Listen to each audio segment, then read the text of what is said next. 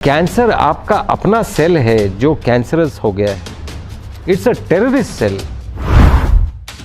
Terrorist को मार के टेररिज्म आपने मार दिया क्या? उसी तरह कैंसरस सेल को किल करके आप कैंसर नहीं खत्म कर सकते हैं। और सिर्फ जुबान की ललक के लिए, जुबान की भूख इतनी सी ही होती है, इसके नीचे सभी खाने का टेस्ट सेम है। पहली बात, बीमारियां होती क्यों हैं?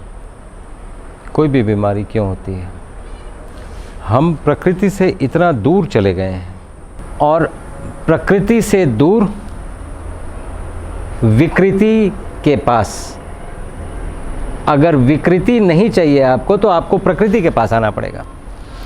तो विकृतियों में सबसे बड़ी विकृति है कैंसर आज के दिन में। और कैंसर पहले ऐसा सुना जाता था कि किसी किसी को हो जाता है, अब तो ये घर तक पहुंच गया है, अब तो ये हर घर में पहुंच गया है। Everybody is touched with this disease which is actually very depressing to not only me, to not only the doctors handling cancer, to not only the society at large. It's a world disorder now. Cardiac disease के बाद almost neck to neck, cardiac disease is the major killer. Cancer is neck to neck with cardiac. तो इतने बड़े dimension में cancer ये फैल रहे हैं, तो हमें ज़रूरी है ये बात समझना कि ये क्यों हो रहा है। तो जैसा मैंने पहला, फर्स्ट एंड फॉरमोस्ट रीज़न है प्रकृति से दूर विकृति के पास। दूसरा, कमिंग टू कैंसर, सबसे बड़ी प्रॉब्लम ये है कि कोई भी डिज़ीज़, कोई भी chronic disease is a result of acute inflammation और क्रोनिक इन्फ्लेमेशन। एक्यूट इन्फ्लेमेशन से एक्यूट डिजीज़ होती हैं, क्रोनिक इन्फ्लेमेशन से क्रोनिक डिजीज़ होती हैं। ये रॉकेट साइंस नहीं है समझना। तो किसी भी ये डिजीज़ का बेसिस क्रोनिक इन्फ्लेमेशन है।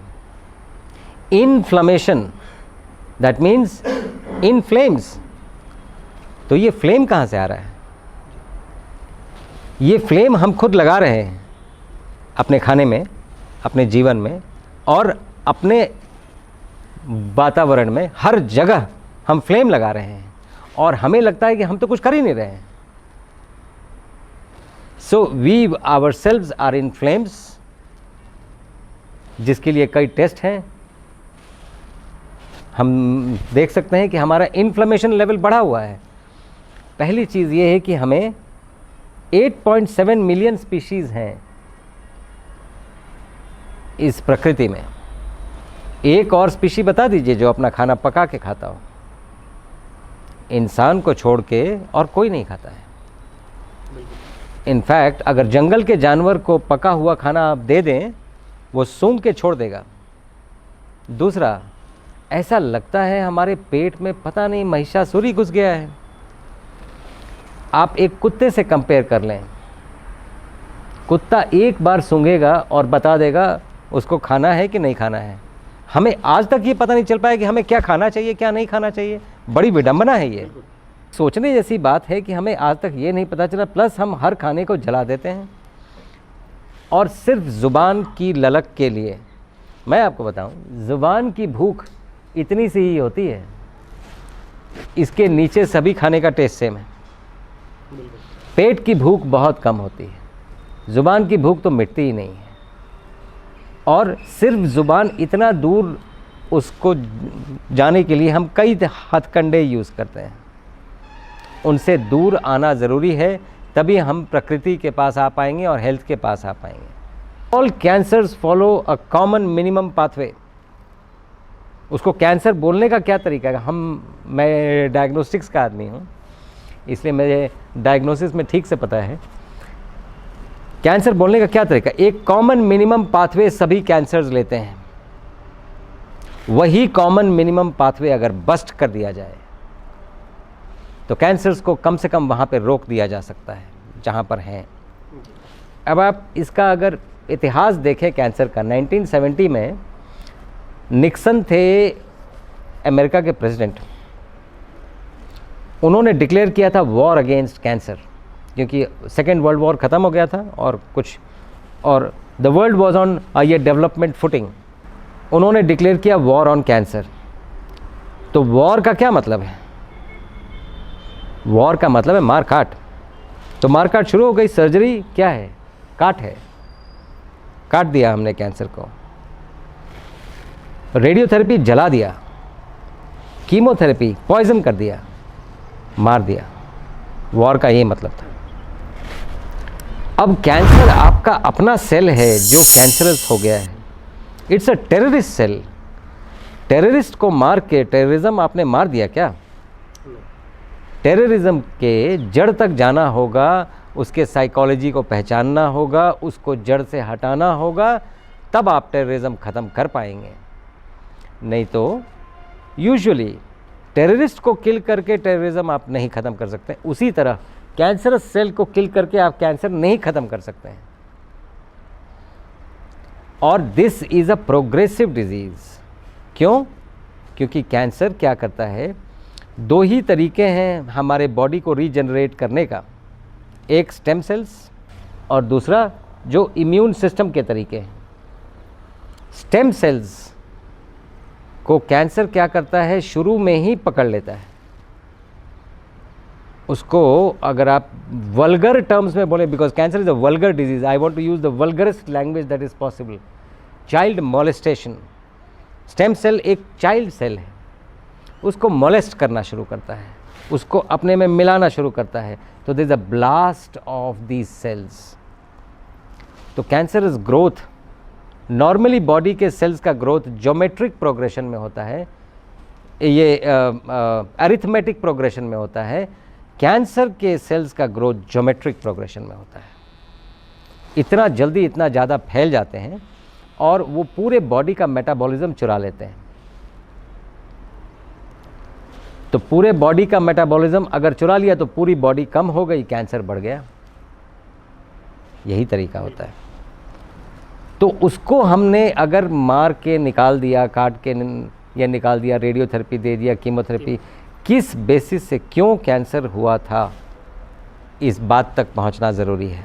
बहरहाल एट दिस पॉइंट, चूँकि ये इंटरनेशनली रिकग्नाइज्ड ट्रीटमेंट मोडालिटीज़ हैं, I have nothing to say on that because that might pull people on the other side. मैं एक बात ये बोलना चाहता हूँ, apart from whatever is the standard treatment, दो तीन बातों का अगर ख्याल रखा जाए, जैसे हम और इन्फ्लेमेशन ना बढ़ाएं, वो हम कैसे कर पाएंगे? हम अगर रॉ खाएं तो इन्फ्लेमेशन नहीं बढ़ता है। हम जैसे कुक्ड फूड खाते हैं, the first thing is inflammation बढ़ जाती है। इन्फ्लेमेशन जैसे बढ़ती है, वो एक से दूसरे सेल्स और ऐसे करके इन्फ्लेमेशन जैसे बढ़ती है, हम एक्चुअली डिजीज़ को प्रोग्रेस करा रहे हैं बिकॉज ऑफ द इन्फ्लेमेशन।